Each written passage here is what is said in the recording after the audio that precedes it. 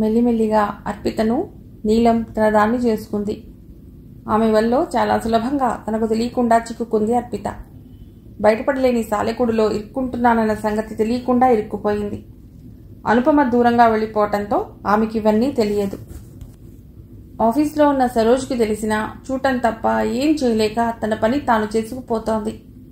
అర్పితని ఇంటిని నీలం తన కంట్రోల్లోకి తెచ్చుకుంది. సంతోష్కు ఇది ఇష్టం లేకపోయినా తనొక పనివాడు.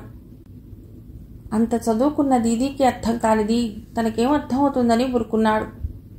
ఆదిత్య అర్పితకు దగ్గరవటంతో నీలం జీవితాన్ని బాగా ఎంజాయ్ చేయటం మొదలెట్టింది. ఆదిత్య అర్పితలో ఉన్న అమ్మతనాన్ని లేపాడు. పెళ్లికి విముఖంగా ఉన్న పిల్లలంటే ప్రేమ లేని వాళ్ళు ఉండరు.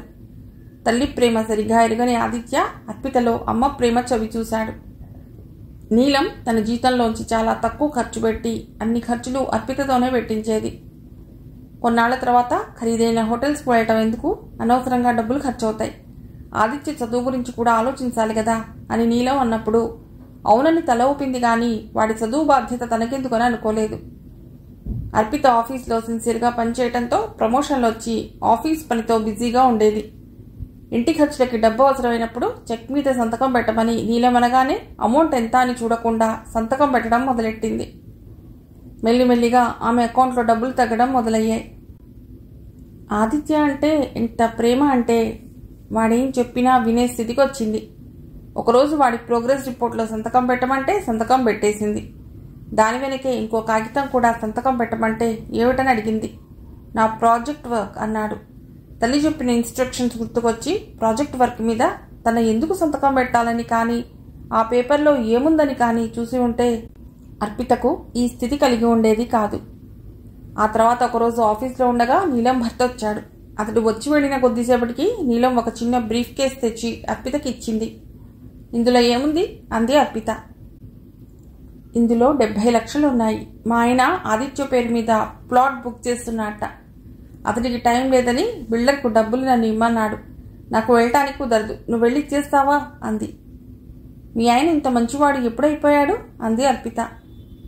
కొడుకంటే ప్రేమే, మధ్యలో నా మీద కోపం వచ్చి మానేశాడు. బహుశా వాడి భవిష్యత్తు గురించి ఆలోచించాడేమో అంది నీలం. నీలం మీద నమ్మకంతో డబ్బు సరిగ్గా లెక్క పెట్టకుండా ఆ బిల్డర్ అడ్రస్ అడిగింది. అతని ఆఫీసు గుర్గావ్లో ఉంది. తన పని తొందరగా ముగించుకుని ఆఫీస్ నుండి పర్మిషన్ తీసుకుని ఆ బిల్డర్కి డబ్బు ఇవ్వటానికి బయలుదేరింది. బిల్డర్ ఆఫీస్ దగ్గర కార్ పార్క్ చేసి డబ్బు ఉన్న బ్యాగ్ తీసుకుని కార్కి తాళం వేస్తుండగా సడన్గా ఎవరో ఆమెను తోసేసి బ్యాగ్ని లాక్కొని పారిపోయాడు. ఈ సంఘటన అతి కొద్ది సమయంలో జరిగింది. అర్పిత కోలుకుని చోర్ చోర్ అని అరిచేసరికి ఆ దొంగ పారిపోయాడు. జనం గుమిగూడారు. జరిగింది తెలిసి పోలీస్ కంప్లైంట్ ఇమ్మన్నారు. జరిగినది తలుచుకుని ఏడుపొచ్చింది. అనవసరంగా ఆ డబ్బు ఇవ్వటానికి ఒప్పుకున్నందుకు తనను తాను తిట్టుకుంది. ఇప్పుడు అంత డబ్బు ఎక్కడి నుంచి తెచ్చి ఇవ్వగలదు? అసలు ఈ విషయం నీలంకి ఎలా చెప్పాలి? చుట్టూ ఉన్న జనంతో పోలీస్ కంప్లైంట్ ఇస్తానని చెప్పి నీలంకు ఫోన్ చేసింది. అది సెల్ ఫోన్లు కొత్తగా వాడుకలోకి వచ్చిన సమయం. విషయం విన్న నీలం గట్టిగా ఏడటం మొదలెట్టింది. ఆమె ఏడుపుతో అర్పితకు మరింత గాబరా పుట్టింది. నీలం ఏడవకు, నేను పోలీస్ కంప్లైంట్ ఇవ్వడానికి ఎడుతున్నాను. మన డబ్బు తప్పకుండా దొరుకుతుంది అంది. పోలీస్ కంప్లైంట్ ఇచ్చినా మన డబ్బు మనకు దొరుకుతుందన్న గ్యారంటీ లేదు. ఈ డబ్బు సమయానికి ఇవ్వకపోతే మనకు ప్లాట్ దొరకదు. పోలీస్ కంప్లైంట్ ఇచ్చినప్పటి నుండి పోలీస్ స్టేషన్ చుట్టూ తిరగాలి. నువ్వు ఇంటికి వచ్చే, ఏం కంప్లైంట్ ఇవ్వద్దు అంది నీలం. అదేమిటి, అలా చేస్తే మన డబ్బు మనకు దొరుకుతుందా అంది. చేసినా దొరకదు. ఢిల్లీలో ఇలాంటి దోపిడీలు రోజుకు ఎన్ని జరగటం లేదు? హత్యలు దొంగతనాలు చేసిన వాళ్లను ఎంతమందిని పోలీసులు పట్టుకుంటున్నారు అంది నీలం. అర్పితకు అసలు పోలీసులన్నా పోలీస్ స్టేషన్ అన్నా భయం. అందుకని మాట్లాడకుండా కారులో కూర్చుని ఇంటికి వెళ్ళటానికి నిర్ణయించుకుంది. నీలం ఇంటికొచ్చాక ఆమె ఎదురుపడాలంటే సిగ్గుగా ఉంది. తన తప్పు లేకపోయినా జరిగిన దానికి బాధపడుతోంది అర్పిత. అసలు అలా జరుగుతుందని అస్సలు ఊహించలేదు. ఇంటికి రాగానే ఆదిత్య హాల్లో టీవీ చూస్తున్నాడు. నీలం అర్పిత బెడ్రూమ్కి షిఫ్ట్ అయిపోయినప్పటి నుండి వాడు గెస్ట్ రూమ్ని తన రూమ్గా చేసుకున్నాడు. పైన బెడ్రూమ్లు ఉన్నా తరచూ తల్లి వచ్చి ప్రశ్నలు అడుగుతుందని అలా చేశాడు. కింద రూమ్లో కూడా టీవీ ఉన్నా తమకు తెలియకుండా టీవీ చూస్తాడని అర్పిత ఆ గదిలో టీవీ తీసేసింది. సుమారు 7 అవుతుంటే నీలం ఇంటికి వచ్చింది. నీలం మొహం పరీక్షగా చూసింది అర్పిత. ఏడ్చినట్లుగా ఉంది. సంతోష్ నీలం రావడం చూసి చాయ్ తెచ్చాడు. మాట్లాడకుండా టీ తీసుకుని తాగటం మొదలెట్టింది. నవంబర్ నెల కావడంతో చలి మొదలుపెట్టింది. వేడిగా టీ తాగితే కాసేపు వంటలోకి వేడి వచ్చినట్లుగా అనిపిస్తుంది. అర్పితకు ఏం మాట్లాడాలో ఎలా మాట్లాడాలో అర్థం కావటం లేదు. మెల్లిగా నోరు తెరిచి, సారీ నీలం, ఇలా జరుగుతుందని అనుకోలేదు అంది. ఒక్కసారి గట్టిగా అరవటం మొదలెట్టింది నీలం. డబ్బులో పుట్టి పెరిగావు, నీకు డబ్బు విలువ ఎలా తెలుస్తుంది? అంత నిర్లక్ష్యంగా ఎలా ఉన్నావు? అంత డబ్బు కూడబెట్టాలంటే ఎన్నాళ్ళు ఎంత కష్టపడాలో తెలుసా? అర్పిత ఆ మాటలకు ఖిన్నురాలైంది. చిన్నప్పటి నుండి తల్లిదండ్రులు కూడా అర్పిత మీద కోపం చూపించటం కానీ గట్టిగా మాట్లాడటం కానీ చేయలేదు. నీలం మాటలతో మనస్సు గాయపడి ఏడుపు తన్నుకొచ్చింది. నీలం గట్టిగా మాట్లాడటం విని సంతోష్ ఆశ్చర్యపోయాడు. దీదీ ఇంట్లో ఉండి దీదీ మీద అరవటం ఏమిటి అన్న అనుమానం వచ్చింది వాడికి. అసలు విషయం వాడికి తెలియదు. అర్పిత కళ్ళలో నీళ్లు చూసి ఏమనుకుందో సారీ అని అక్కడి నుంచి వెళ్లి కొడుకు గదిలోకి వెళ్లి పడుకుంది. ఎన్నిసార్లు పిలిచినా భోజనానికి రాలేదు. అర్పిత కూడా తినలేదు. ఆదిత్య ఒక్కడే తిన్నాడు. సంతోష్కు చాలా బాధగా ఉంది. అర్పిత అంటే వాడికి ప్రాణం. ఆమె భోజనం చేయకపోతే వాడికి కళ్ళెంబడి నీళ్లు వస్తాయి. వాడి మనసులో ఎన్నో ప్రశ్నలు. అసలేం జరిగింది? నీలంకు అర్పిత మీద ఎందుకు కోపం వచ్చింది? నిజం చెప్పాలంటే అభోజనంగా పడుకుంది అర్పిత, సంతోష్ మాత్రమే. నీలం ఆఫీస్ క్యాంటీన్లో తనకు కావలసినది తినే బయలుదేరింది. పాపం ఈ డ్రామా తెలియనిది అర్పితకే. ఏదో తెలియని భయం. ఆకలితో అర్పితకు ఆ రోజు కాళరాత్రి అయింది. నీలం మాత్రం హాయిగా నిద్రపోయింది. నీలంను తలుచుకుని తెగ బాధపడిపోయింది అర్పిత. మర్నాడు భారమైన మనస్సుతో అర్పిత ఏం జరగనట్టు నీలంకి తెల్లవారింది. ఆఫీస్కి బయలుదేరి వెళ్లారు. కారులో కూడా ఇద్దరూ మాట్లాడుకోలేదు. ఒక వారం వాళ్ళిద్దరి మధ్య మౌనం రాజ్యం ఏలింది. ఎవరూ పసిగట్టకపోయినా సరోజ్ వీళ్ళిద్దరినీ కనిపెట్టి ఉంటుంది. ఇదివరకు నీలం ఒక్కతినే అబ్జర్వ్ చేసేది. ఎప్పుడైతే అర్పిత ఆమె గూడు చేరిందో అర్పిత మీద జాలితో వాళ్ళిద్దరినీ పరిశీలనగా చూస్తూ ఉంటుంది. ఇద్దరి మధ్య ఏం జరిగిందో తెలుసుకోవాలనుంది. అప్పటికి అర్పిత నుండి అసలు విషయం రాబట్టడానికి ప్రయత్నించింది. కానీ భయంతో అర్పిత చెప్పలేదు. అర్పిత సరోజ్తో జరిగినవి చెప్తే ఏం జరిగి ఉండేదో తెలియదు. వీళ్లు పనిచేసే ఆఫీసులో లంచాలు తీసుకునే అవకాశం ఉంది. నీలం అప్పుడప్పుడు లంచాలు తీసుకుంటూ ఉంటుంది. ఆ విషయం సరోజ్కి తెలుసు. కానీ అర్పితకు తెలియదు. సరోజ్ అర్పితకు చెప్పాలని కూడా ప్రయత్నించలేదు. నీలం మోహంలో ఎంత కూరుకుపోయిందంటే ఎవరేం చెప్పినా వినదని తెలుసు. నీలం కూడా ఆమెకు తెలియనివ్వలేదు. వేగంగా డబ్బున్న దానిగా అయిపోవాలన్న కోరిక. వారం తర్వాత ఒకరోజు మాట్లాడింది నీలం. పోయిన డబ్బు పోయింది. మనం ఆ డబ్బు బిల్డర్కి ఇవ్వలేదని రాకేష్కి తెలిసిందే. కారణం అడుగుతున్నాడు. నువ్వు ఆ డబ్బు మేనేజ్ చేయగలవా అని అడిగింది. అంత డబ్బు నా దగ్గర లేదు అంది అర్పిత. పోనీ మీకు తెలిసిన వాళ్ళు ఎవరైనా ఇస్తారేమో చూడు అంది. నాకు ఎవ్వరూ తెలియదు. ఒక్క 10 రూపాయలు కూడా ఎవరి దగ్గర అప్పు చేయలేదు. మాకు అవసరం రాలేదు. నాన్నగారు పోయాక ఆయన ఫ్రెండ్స్ ఎవరితోనూ పరిచయం లేదు. పోనీ అనుపమ అంది నీలం. అనుపమతో ఈ మధ్య కాంటాక్ట్ లేదు. అయినా అనుపమ కూడా అంత డబ్బు ఇవ్వలేదు. ఆంటీ అంకుల్ని అడగలేను. ఏం మాట్లాడకుండా అక్కడి నుండి వెళ్ళిపోయింది. 4 రోజుల తర్వాత మళ్ళీ డబ్బు ప్రసక్తి తెచ్చింది నీలం. నన్ను అడిగితే నేనేం చేయగలను? నువ్వే ఏదైనా మార్గం చూడు అంది. నాకు ఒక ఉపాయం తట్టింది. నేను ఇలా అంటున్నానని ఏమనుకోకు. మన ఇద్దరి మధ్య ఇలా డబ్బు సమస్య వస్తుందని నేను అనుకోలేదు. చెప్పు, ఏం చేద్దాం అంది అర్పిత. మీ ఇల్లు గిరివి అంటే తనిఖీ పెట్టి డబ్బు తెచ్చుకుందాం. మెల్లిగా అప్పు తీర్చి మనం ఇల్లు స్వాధీనం చేసుకోవచ్చు అంది. ఆ మాట విని ఒక్కసారి భయపడింది అర్పిత. తమ ఇల్లు కోట్ల విలువ చేస్తుందని తెలుసు. ఒక 70 లక్షల కోసం తండ్రి ఇచ్చిన ఇల్లు తనఖా పెట్టాలా అన్న ఆలోచన వచ్చింది. పోనీ ఎవరినైనా సలహా అడిగితే అన్న ఆలోచన వచ్చింది. అదే విషయం నీలంతో చెప్పింది. ఈ విషయం ఇప్పుడు ఎవరితోనైనా చెప్తే మొత్తం అంతా చెప్పాలి. పోలీస్ రిపోర్ట్ ఎందుకు ఇవ్వలేదు అన్న ప్రశ్న వస్తుంది. ఇది కాక ఇంకా చాలా రకాల ప్రశ్నలు అడుగుతారు. దీని మూలంగా మన సమస్య తీరదు సరికదా, కొత్త సమస్యలు ఎదురవుతాయి అంది నీలం. అది నిజమే అనిపించింది అర్పితకు. ఇంటి కాగితాలు తీసుకుని నీలం చెప్పిన మనిషిని కలవటానికి వెళ్లారు. నీలం సంతకం పెట్టమన్న చోట పెట్టింది. అందులో ఏం రాసి ఉన్నదని కూడా చదవకుండా 70 లక్షలు లెక్కబెట్టి వాళ్ళకిచ్చాడు. ఆ డబ్బు తీసుకుని ఇంటికొచ్చారు. రేపు పొద్దున రాకేష్ వచ్చి ఈ డబ్బు పట్టుకెళ్లి ఆ బిల్డర్కి ఇచ్చొస్తాడు. ఇంతకు ముందులా చోరీ అయితే కష్టం, ఇది మన ఆడవాళ్లు చేయలేం అంది. నీలం మాటలు నమ్మింది. ఆమె మోసం చేస్తోందన్న ఆలోచన కూడా రాలేదు. రాకేష్ వచ్చి ఆ డబ్బులు తీసుకెళ్లాడు. పందికొక్కు మెల్లిగా సొరంగం చేయడం మొదలెట్టింది.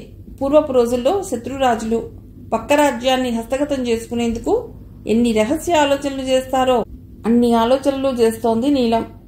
ఇక ఆస్తి తన స్వంతం చేసుకుందుకు ప్లాన్ మొదలెట్టింది.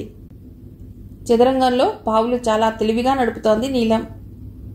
అర్పిత లంచం తీసుకుందన్న అభియోగం మీద అరెస్ట్ అయ్యింది. ఒకరోజు ఆఫీస్లో సీరియస్గా తన క్యాబిన్లో పనిచేసుకుంటున్న అర్పిత రూమ్లోకి వచ్చి ఆమె డ్రాయర్ వెతకాలన్నారు. అందుకు ఆమె ఆశ్చర్యపోయి కారణం ఏమిటని అడిగింది.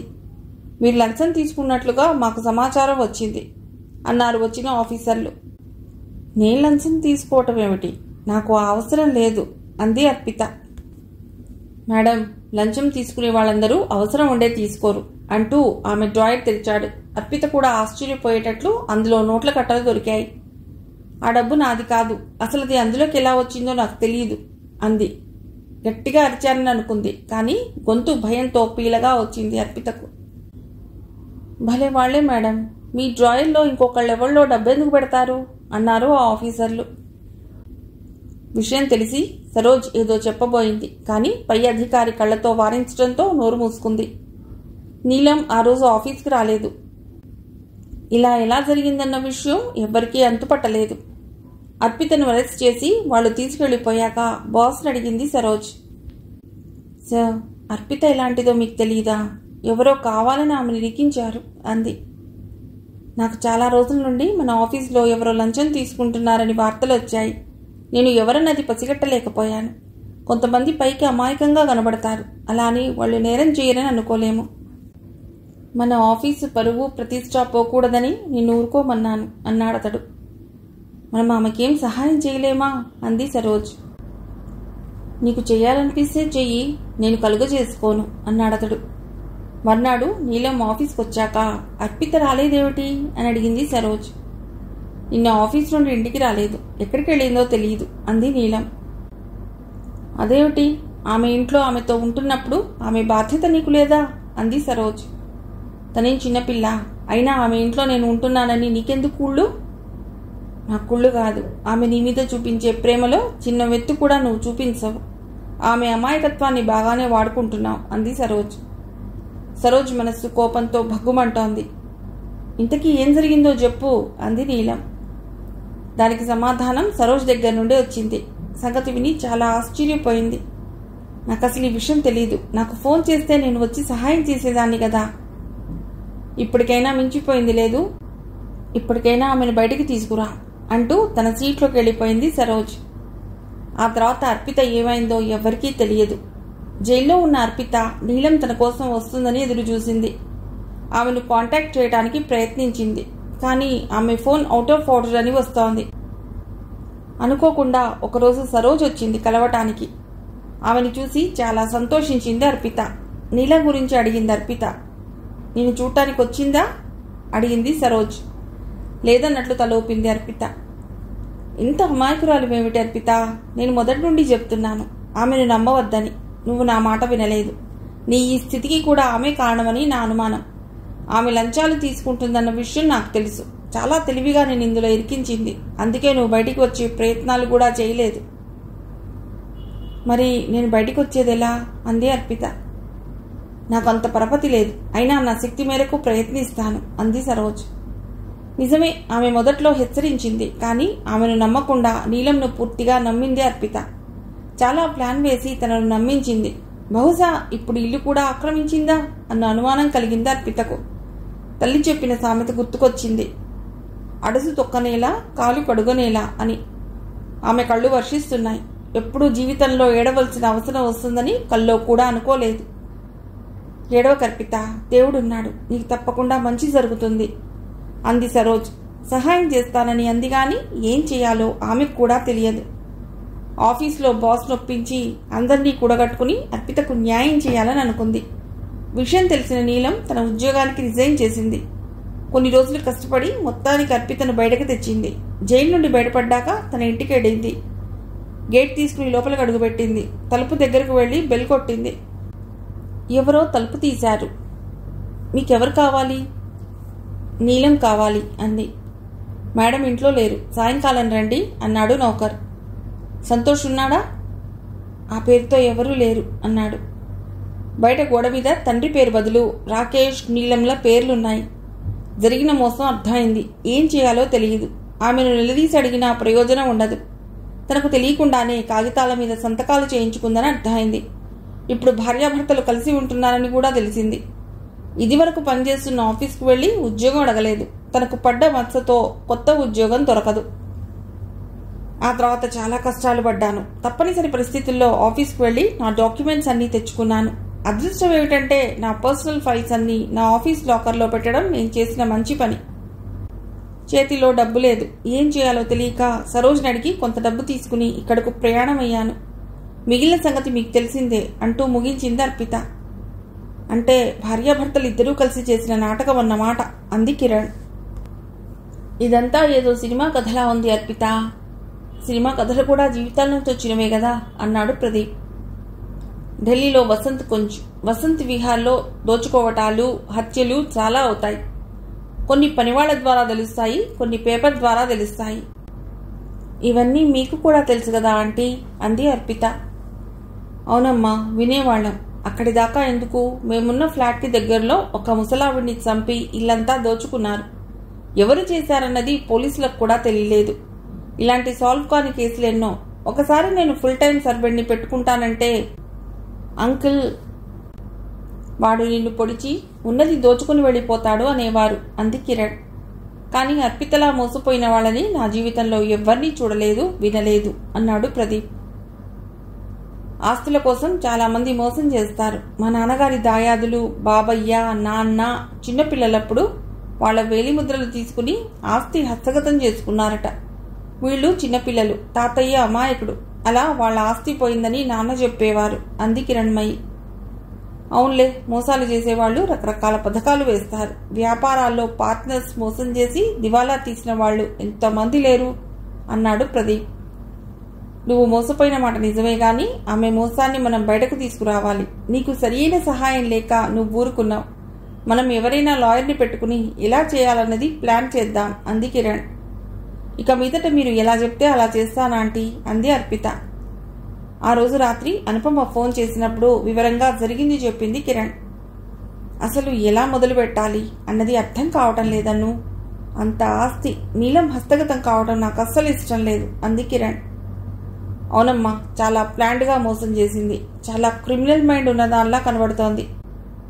బహుశా ఇందులో ఆమె భర్త పాత్ర కూడా ఉండి ఉంటుంది. నీలం ఎంత బాగా ప్లాన్ చేసి వలవేసి గెలిచిందో అలాగే ఆమెకు కూడా వలవేసి మనం గెలవాలి. నేను నాకు తెలిసిన వాళ్లతో మాట్లాడి నీకు చెప్తాను అంది అనుపమ. అవును, నేను ఇక్కడి నుండి ఏమీ చేయలేను. కొంతమంది మన పాత ఫ్రెండ్స్ ఉన్నారు. అవసరమైతే వాళ్ళ సహాయం అడుగుదాం. ఢిల్లీలో బాగా పరపతి ఉన్నవాళ్లు మాత్రమే ఈ సహాయం చేయగలరు.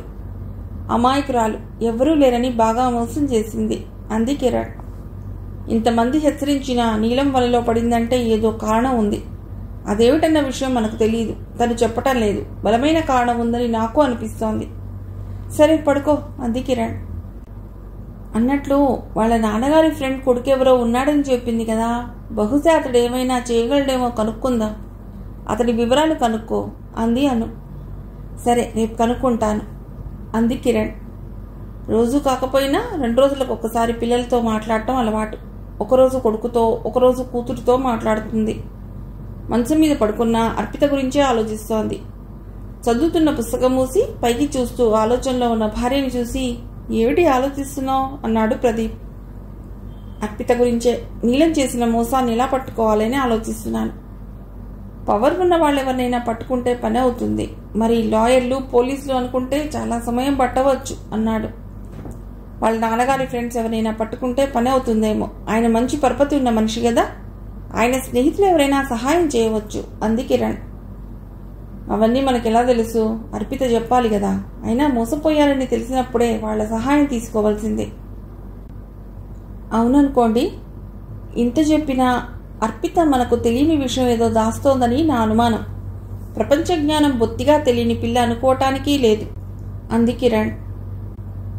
ఒంటరితనం అన్నది ఒక వ్యాధి అని చాలామందికి తెలియదు. ప్రతి దశలోనూ తమ భావాలు పంచుకుందుకు ఒక తోడు అవసరం. అర్పిత విషయంలో కొంతవరకు ఒంటరితనం కారణమై ఉండవచ్చు. ఆ అమ్మాయిని నువ్వు గ్రహించావో లేదో తెలియదు. అనుపమతో చనువుగా ఉండే పిల్ల మిగిలిన వాళ్లతో ఉండేది కాదు. ఒక్కతే పిల్ల అవ్వటం ఒక కారణం అనుకుంటే తల్లిదండ్రుల మరణం కూడా కొంత కారణం అయి ఉండవచ్చు. ఆమెలోని ఒంటరితనాన్ని కనిపెట్టి ఆమెకు కావలసింది ఇవ్వగలిగింది నీలం. అందుకే ఆమె వల్లో పడింది. ఆమె పట్ల ఆకర్షితురాలయ్యి ఆమె చెప్పినట్లు చేసింది.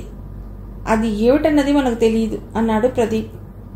అనుతో క్లోజ్గా ఉండేది కదా అంది కిరణ్.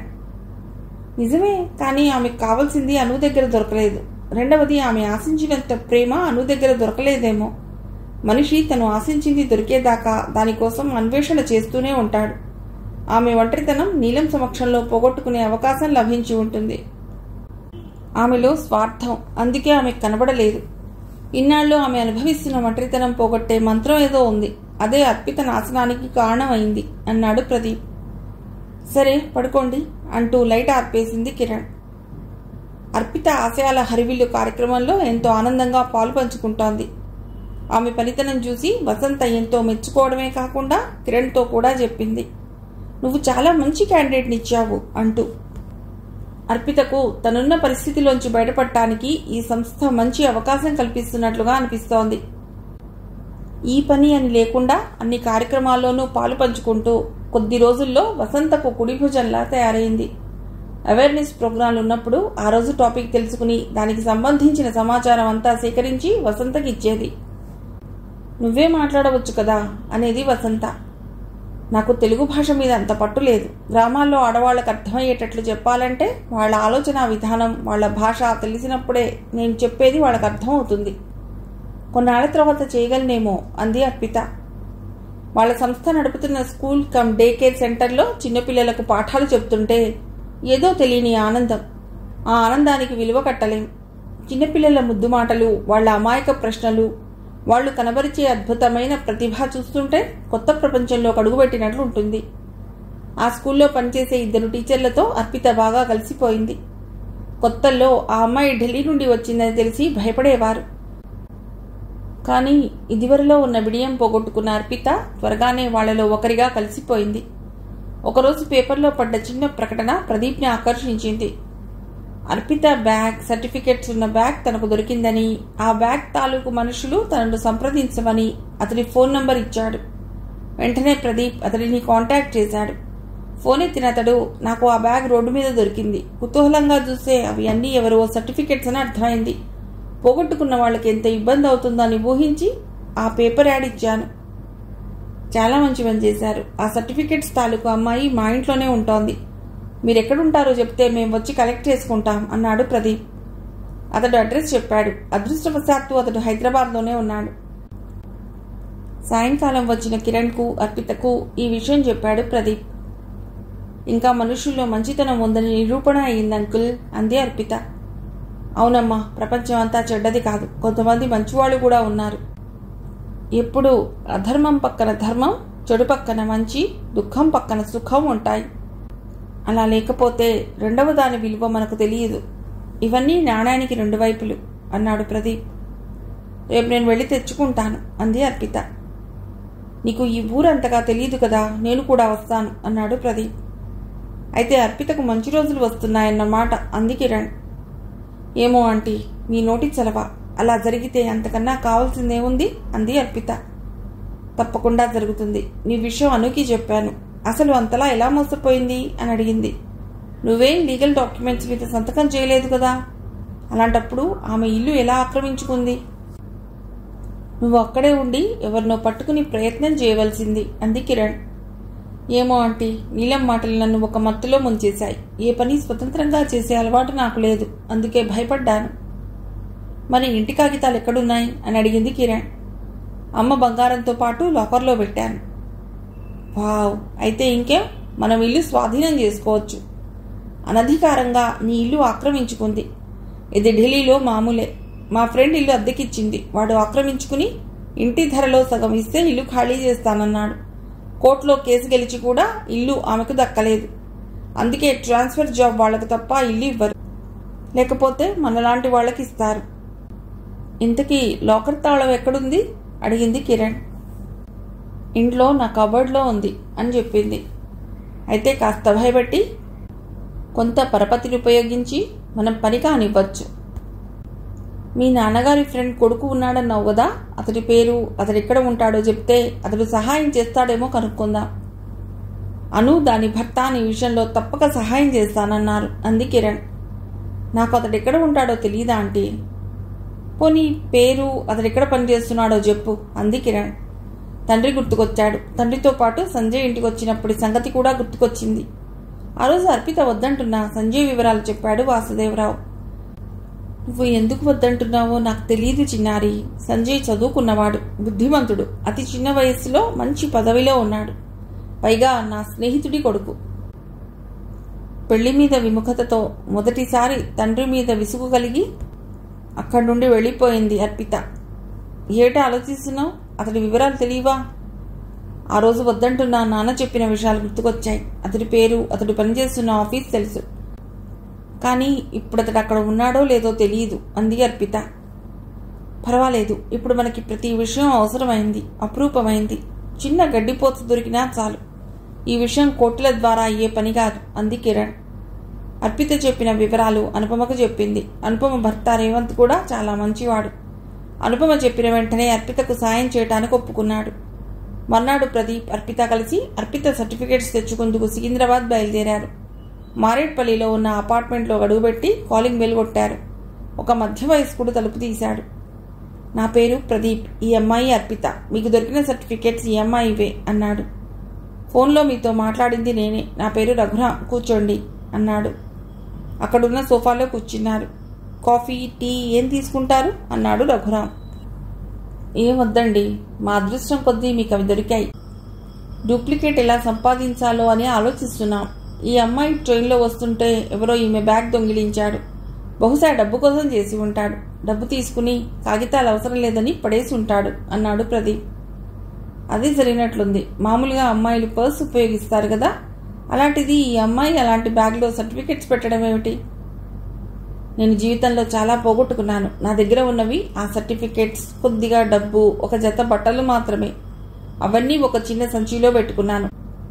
తల కింద పెట్టుకున్నది నిద్రలో ఎవడో లాగేశాడు. ఆ బ్యాగ్, ఆ కాస్త డబ్బులు సరోజ ఇచ్చింది. లేకపోతే తన దగ్గర ఏముంది అనుకుంది అర్పిత. పోనీలేండి, నాది టూర్ల జాబ్. స్టేషన్లో దిగి బయటకు నడుస్తుంటే కొంచెం దూరంలో ఈ బ్యాగ్ నా కంటపడింది. ఆ బ్యాగ్ విసిరివేయటంలో ఒక ఫైల్ బయటకు వచ్చింది. ఏదో ఫైల్లా ఉందని చూడటానికి దగ్గరికి వెళ్ళాను. చూస్తే అందులో అన్ని సర్టిఫికేట్స్ ఉన్నాయి. బహుశా మీరు ఢిల్లీకి చెందిన వారే ఉంటారు అన్నాడు రఘురాం. అవునండి, నేను ఢిల్లీలో పుట్టి పెరిగాను. హైదరాబాద్ వస్తుంటే ఈ సంఘటన జరిగింది. ఆ తర్వాత కొద్దిసేపు కబుర్లు చెప్పి బ్యాగ్ తీసుకుని బయటపడ్డారు. కారులో కూర్చుని ఆ సర్టిఫికెట్స్ని ఎంతో ఆత్మీయంగా తడిమింది అర్పిత. అవి తన ఐడెంటిటీని తెలిపే కాగితాలు. మనిషికి ఒక గుర్తింపు అవసరం. ఎంత జ్ఞానం ఉన్నా చదువుతో వచ్చే సర్టిఫికెట్స్ విలువ వేరు. చాలా సంతోషకరమైన విషయం కదా అర్పిత అన్నాడు ప్రదీప్. అవును అంకుల్, నిజంగా ఈరోజు చాలా మంచి రోజు నా జీవితంలో.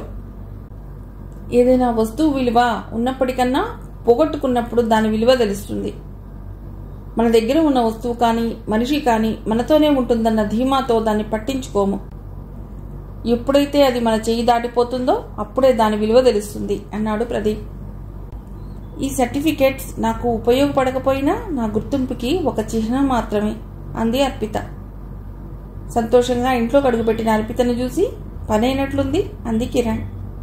అవునా ఆంటీ, అతడెవరో చాలా మంచివాళ్ళలో ఉన్నాడు. ఈ రోజుల్లో ఎవరికి పట్టింది? సరే, ఒక ప్రాబ్లం సాల్వ్ అయింది కదా, మిగిలినవి కూడా అవుతాయి. మంచివాళ్లకు దేవుడు ఎప్పుడూ సహాయపడతాడు అంది కిరణ్. అర్పిత వేరే ఉండటానికి వెళ్ళిపోతానన్నా కిరణ్ ఒప్పుకోలేదు. నీ ప్రాబ్లం సాల్వ్ అయ్యేదాకా మాతోనే ఉండు. పిల్లలు దగ్గర లేక మాకు కూడా తోచడం లేదు. నువ్వు వచ్చినప్పటి నుండి ఇల్లు కాస్త కళకళలాడుతోంది అంది కిరణ్. సమయం తెలియకుండా పరిగెడుతోంది. అర్పిత తన పనులతో బిజీగా అయిపోయింది.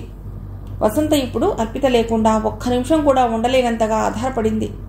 కిరణ్, ప్రదీప్ల జీవితంలో కూడా మార్పు వచ్చింది. ఇప్పుడు అర్పిత కూడా తమ కూతురే అన్నంతగా అలవాటు పడిపోయారు వాళ్ళు. సడన్గా ఒకరోజు అనుపమ నుండి ఫోన్ వచ్చింది, అర్పితను వెంటనే బయలుదేరి రమ్మని. అసలు ఏదైనా ప్రాబ్లం సాల్వ్ అయిందా అని అడిగింది కిరణ్. అయినట్లే అమ్మా, నువ్వు నాన్న కూడా రండి, మిమ్మల్ని చూసి కూడా చాలా రోజులైంది కదా, వివరాలు ఇక్కడికి వచ్చాక చెప్తాను. ప్రదీప్తో చెప్తే అలాగే పెడదాం, చాలా రోజులైంది అనుపమని చూసి, మన ఢిల్లీ ఫ్రెండ్స్ని కూడా కలిసి రావచ్చు అన్నాడు ప్రదీప్. చలో ఢిల్లీ అనుకున్నారు ముగ్గురు. ట్రైన్లో వెళ్ళాలా ఫ్లైట్లోనా అని చర్చ. నాకు ఏదైనా పర్వాలేదు అన్నాడు ప్రదీప్. ముగ్గురు ఆలోచించుకుని ఫ్లైట్లో వెళ్ళటానికి నిర్ణయించుకున్నారు. ఎయిర్పోర్ట్కి అనుపమ వచ్చింది. తల్లిని అర్పితను కౌగిలించుకుంది. ఇంటికొచ్చాక కబుర్లలో సమయం తెలియలేదు. ఇంత జరిగినా వెంటనే నన్ను కలుసుకోవాలని నీకు అనిపించలేదా అంది నిష్ఠురంగా అను. నా తెలివి తక్కువతనానికి ఏం చెప్పమంటావు? నిన్ను కలిసి విషయం చెప్పాలన్న ఆలోచన వచ్చి ఉంటే నువ్వు సరోజ్ చెప్పినా వినకుండా నీలం వల్ల పడ్డాను కదా.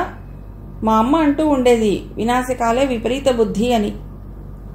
సరేలే, జరిగిందేదో జరిగిపోయింది. సంజయ్ని పట్టుకోగలిగాం. ఇదంతా సాల్వ్ చేసింది అతడే. పోలీసులు కేసులు అంటే చాలా సమయం పట్టవచ్చు. తెలివిగా అతడికి తెలిసిన పోలీస్ ఆఫీసర్ ద్వారా ఈ కేసు సాల్వ్ చేశాడు. ఇల్లు ఆక్రమించుకుంది కానీ ఒరిజినల్స్ నీ దగ్గర ఉండటంతో ఇల్లు తన పేరున ట్రాన్స్ఫర్ అవ్వలేదు. నీ సంతకంతో పవర్ ఆఫ్ అటర్నీ తయారు చేసింది, కానీ దానితో పని అవ్వలేదు చెప్పింది అనుపమ. వివరాలన్నీ సంజయ్ వచ్చాక చెప్తాడు అన్నాడు అనుపమ భర్త రేవంత్. సంజయ్ని రాత్రి డిన్నర్కి రమ్మన్నాను అంది అనుపమ.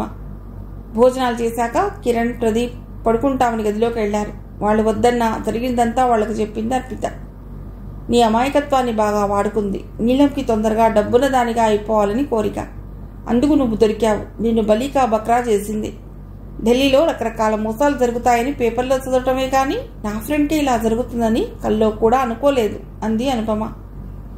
పోనీలే, ఇక వేరే కబుర్లు ఏమైనా చెప్పుకుందాం అన్నాడు రేవంత్. సాయంకాలం 6 గంటలకు సంజయ్ వచ్చాడు. అతడు వచ్చేసరికి అందరూ డ్రాయింగ్ రూమ్లో కూర్చుని కబుర్లు చెప్పుకుంటున్నారు. సంజయ్కి తల్లిదండ్రుల్ని పరిచయం చేసింది అనుపమ. నీ సమస్య ధర్మమా అని ఒక మంచి స్నేహితుడు దొరికాడు అంది సంజయ్ వైపు చూస్తూ అను. నాకు కూడా అర్పిత గారికి నేను నచ్చలేదు కానీ నన్ను చాలామంది ఇష్టపడతారు అన్నాడు నవ్వుతూ సంజయ్. సారీ అండి, ఆ రోజు నేను మాట్లాడిన మాటలు మిమ్మల్ని బాధించినట్లున్నాయి. అలా ఎందుకు ప్రవర్తించానో నాకే తెలియదు అంది అర్పిత. పర్వాలేదు, బహుశా మీరు పెళ్లికి సిద్ధంగా లేరు. మీకు చెప్పకుండా నాన్నగారు నన్ను పిలవటం మూలంగా మీకు కోపం వచ్చి ఉంటుంది. వేడిగా అల్లం చాయ్ తాగుదామా అంది మాట మార్చడానికి అనుపమ. మీరు కబుర్లు చెబుతూ ఉండండి, నేను టీ పెడతాను అన్నాడు రేవంత్. సరే, చాయ్ వచ్చాక అసలు విషయం మాట్లాడుకుందాం అన్నాడు సంజయ్. అనుపమని చూసి అడిగింది కిరణ్, వంట చేయాలి కదా అని. నేను రేవంత్ కలిసి ఇందాకే చేసేశాము.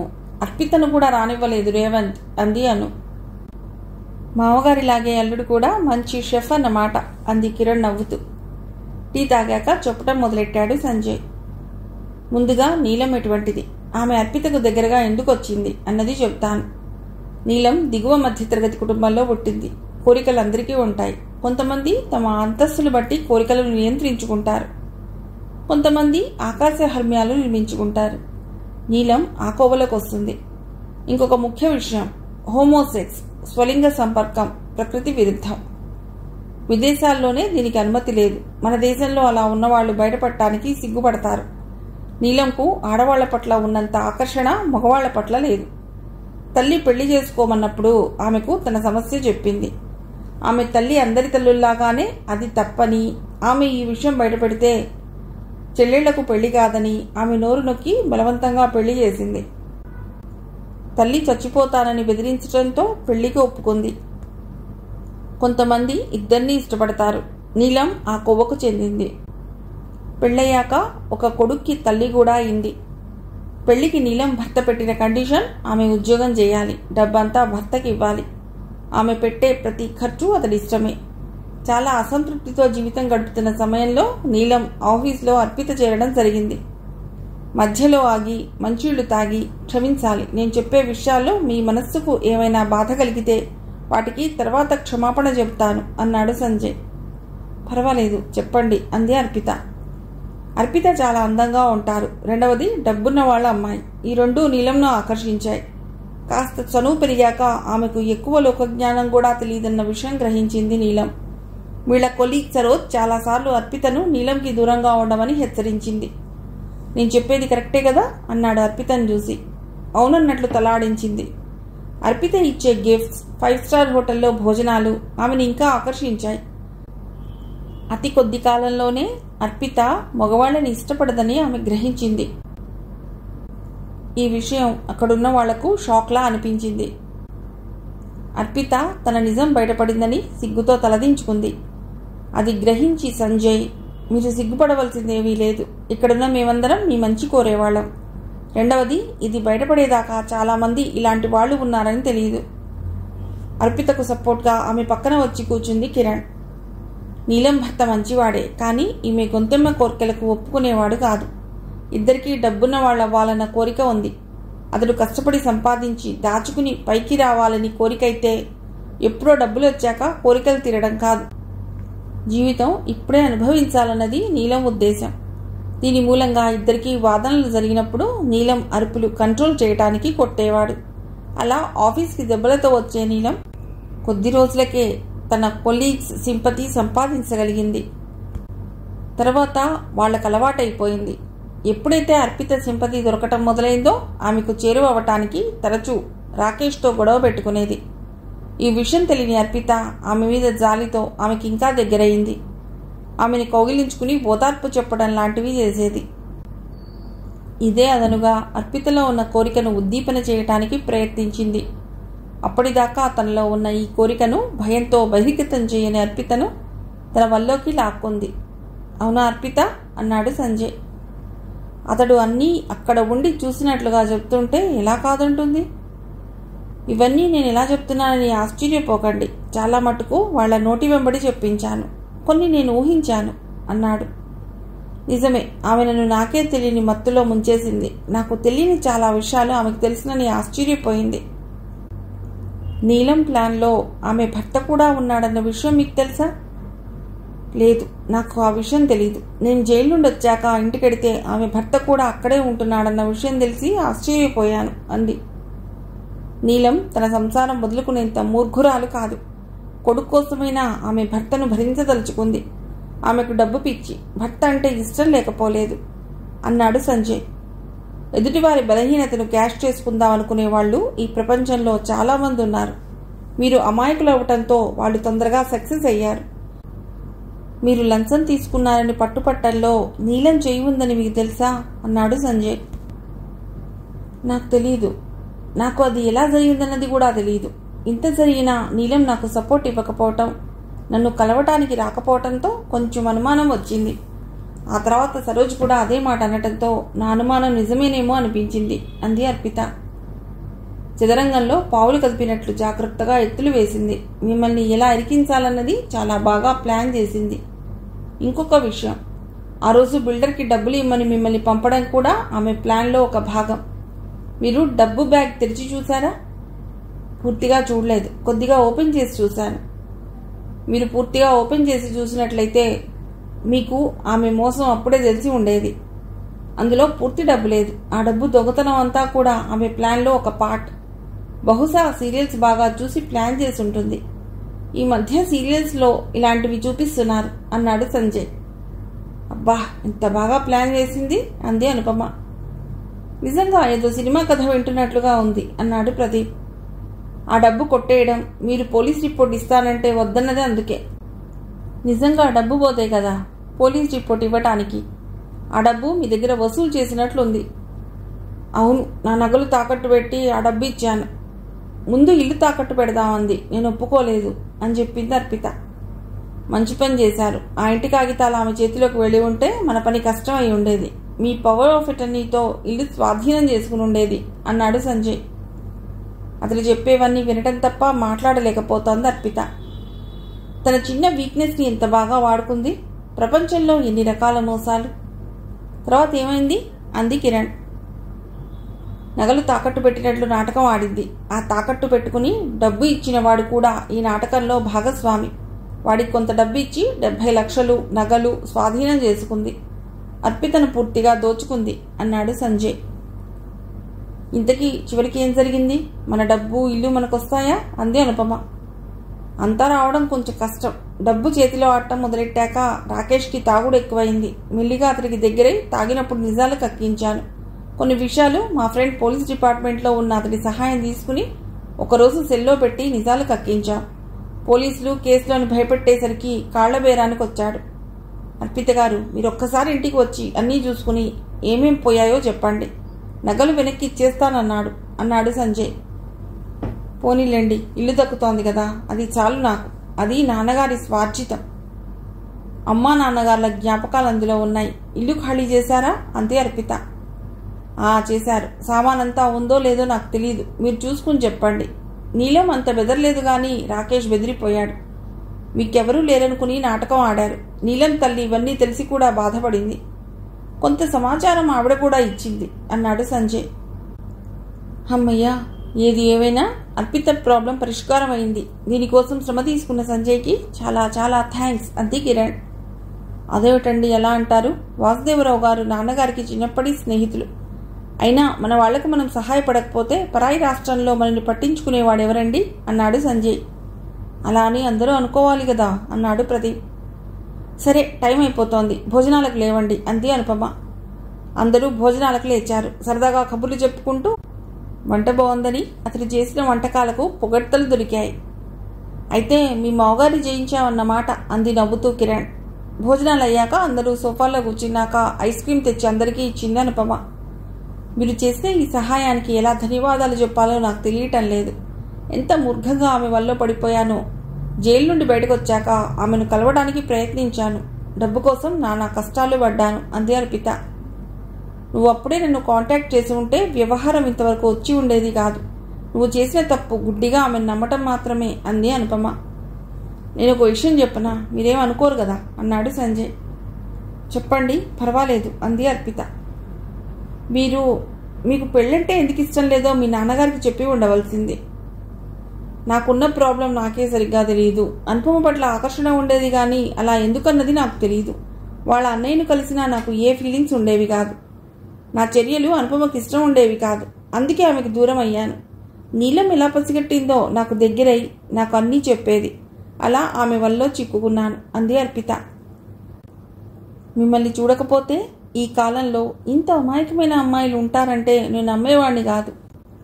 దీనికి కారణం మీ ఒంటరి జీవితం. ఒంటరితనం అంత శాపం మరొకటి లేదు. మీకు తోబుట్టు లేకపోవటం ఒక కారణమైతే మీ తల్లిదండ్రులు మిమ్మల్ని ఒక గాజు బొమ్మలా పెంచారు అన్నాడు. లేదు, అమ్మ అందరితో కలవమని చెప్పేది. ఎందుకో నాకే ఇష్టం ఉండేది కాదు అని చెప్పింది అర్పిత. మీ అమ్మగారు బతికుంటే మీకు కొంత లాభం ఉండి ఉండేది. ఆవిడకు లోకజ్ఞానం ఉండే ఉంటుంది అన్నాడు సంజయ్. అర్పితకే కాదు, దీని గురించి నాకు కూడా ఎక్కువ తెలియదు. 1-2 సార్లు విన్నా నేటి యువతకు పిచ్చి వెర్రి ఎక్కువైందని అనుకున్నాను అంది కిరణ్. అర్పిత గారు, ప్రపంచంలో మీరొక్కరే కాదు, ఇలాంటి వాళ్ళు చాలా మంది ఉన్నారు. ఇప్పుడు చట్టరీత్యా కూడా నేరం కాదు. ఇప్పటికైనా మించిపోయింది లేదు. మీరు ఇందులో సిగ్గుపడవలసిన అవసరం లేదు. మీకు ఇష్టమైన తోడును వెతుక్కోండి అన్నాడు సంజయ్. వద్దు, నాకిప్పుడు నిజమైన మంచి తోడు దొరికింది అంది అర్పిత. అందరూ ఆశ్చర్యంగా ఎవరు అన్నారు. ఆశయాల హరివిల్లు. అర్థం కాక అర్పిత వైపు చూస్తున్న వాళ్లతో, అది వసంత అని నా ఫ్రెండ్ నడుపుతున్న స్వచ్ఛంద సంస్థ. హైదరాబాద్ వచ్చాక తనకు ఉద్యోగం కావాలంటే నేను చూపించిన వాటిలో దీన్ని ఎన్నుకుంది అంది కిరణ్. అవునా, ఇంకేం, చాలా మంచిది. కానీ మరి ఇక్కడ ఇల్లు అవన్నీ ఏం చేస్తావు అంది అను. ఇల్లు అమ్మదలుచుకోలేదు, అలా అని అద్దెకి ఇవ్వను. నాది చిన్న రిక్వెస్ట్. అను కానీ సంజయ్ కానీ నా ఇంట్లో ఉంటే నేను సంతోషిస్తాను. ఎప్పుడైనా ఢిల్లీ వచ్చి 2 రోజులు మీ దగ్గర ఉండటానికి అవకాశం ఉంటుంది అంది. నీలం చేసిన పని మేం కూడా చేయవచ్చు కదా అన్నారు ఇద్దరు. పర్వాలేదు, కానీ మీరు చెయ్యరు అంది అర్పిత. అలా కాదమ్మా, వసంతలాగా నువ్వు కూడా ఒక సంస్థ స్థాపించు. ఇక్కడికి వచ్చే తెలుగు వాళ్లకు అవసరమైతే ఆశ్రయం ఇవ్వు. ఒకసారి దెబ్బతిన్నావు కాబట్టి మళ్ళీ మోసపోవు అంది కిరణ్. అలా చేస్తే నా సాయం ఉంటుంది అంది అనుపమ. నాది కూడా అన్నాడు సంజయ్. సరే, అలాగే ఆలోచిస్తాను. నాకు అంకుల్ది మీది ఇద్దరి సహాయం కావాలి అంది అర్పిత. ఇప్పుడు అర్పిత ఇదివరకటి అర్పిత కాదు. లోకం పోకడ చాలా నేర్చుకుంది. ఆషియానా సంస్థ స్థాపించి ఎంతో మందికి సహాయపడుతోంది. కొత్తగా ఢిల్లీ వచ్చిన తెలుగు వాళ్లకు ఆమె చేయూతనిస్తోంది. జీవితంలో దెబ్బతిన్న ఆడవాళ్లకు బాసటగా నిలిచింది. గతాన్ని నెమరు వేసుకున్నప్పుడు దేవుడు తనని ఈ పని కోసమే పుట్టించాడేమో అనుకుంటుంది అర్పిత. అందరి ఆడపిల్లలా ఉంటే తన జీవితపు మలుపు ఇంకోలా ఉండేదని.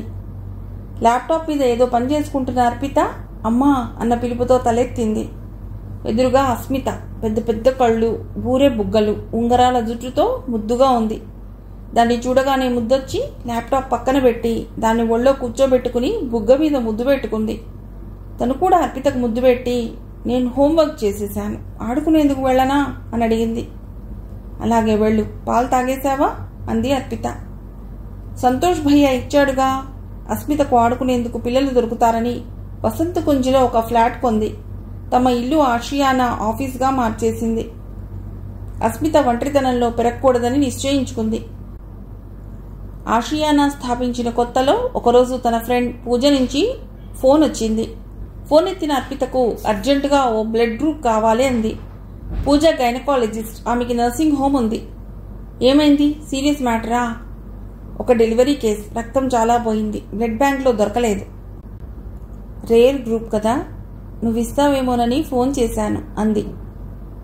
తప్పకుండా, ఇప్పుడే బయలుదేరుతున్నాను అని వెంటనే నర్సింగ్ హోమ్ చేరుకుంది అర్పిత. విధి విలాసం ఇంకోలా ఉంది. అర్పిత వెళ్లేసరికి ఆ పేషెంట్ మరణించింది. సమయానికి వెళ్ళలేకపోయానని బాధపడుతున్న అర్పితను మన చేతిలో ఏముంది, ప్రయత్నం చేశాం, జరగలేదు, బాధపడకు, ఇప్పుడు సమస్య అది కాదు. ఆమెకు ఆడపిల్ల పుట్టింది, చాలా సీరియస్ కండిషన్లో వచ్చింది. వివరాలు అడగకుండానే ఆమెను డెలివరీ రూమ్కి తీసుకెళ్లాను. ఆమె ఒంటరిగా వచ్చింది.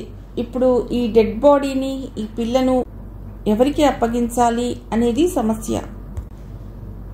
ఆమె పర్స్ వెతుకు, వివరాలు తెలుస్తాయి. అలాంటివేం లేవు అంది పూజ. పోలీసులకు ఇన్ఫార్మ్ చేయి. అలాగే చేస్తాను, అంతకన్నా గత్యంతరం లేదు అంది పూజ. పోలీసులు రావటం, ఆమె బాడీని మార్చురీకి తరలించడం జరిగింది. పాపను ఏం చేయాలన్న ప్రశ్న. సమస్య తీరేదాకా పాప నా దగ్గర ఉంటుంది. వాళ్ళెవరైనా వస్తే పాపను వాళ్ళకి ఇచ్చేయండి, లేకపోతే నేను పెంచుకుంటాను, లీగల్గా అడాప్ట్ చేసుకుంటాను అంది అర్పిత. అప్పటికే ఆమె సంస్థకు ఉన్న పేరుతో పోలీసులు ఓకే అన్నారు. పేపర్లో ప్రకటన ఇచ్చినా ఎవరూ రాలేదు. మృతురాల్ని పోలీసులు దహనం చేసేశారు. అర్పిత ఆ పాపను దత్తత తీసుకుంది. ఆ పాపే ఈ పాప. అర్పితకి ఇప్పుడు 2 బిడ్డలు. ఒకటి ఆషియానా, రెండవది అస్మిత. అనుపమ, కిరణ్ అర్పిత నిర్ణయానికి చాలా సంతోషించారు. తండ్రి ఆస్తి అంతా తన సంస్థ కోసమే అనుకుంది. ఇప్పుడు అస్మిత భవిష్యత్తు కూడా ఒక ప్రణాళిక వేయాలనుకుంది. అమ్మ కాని అమ్మ. కథ సమాప్తం.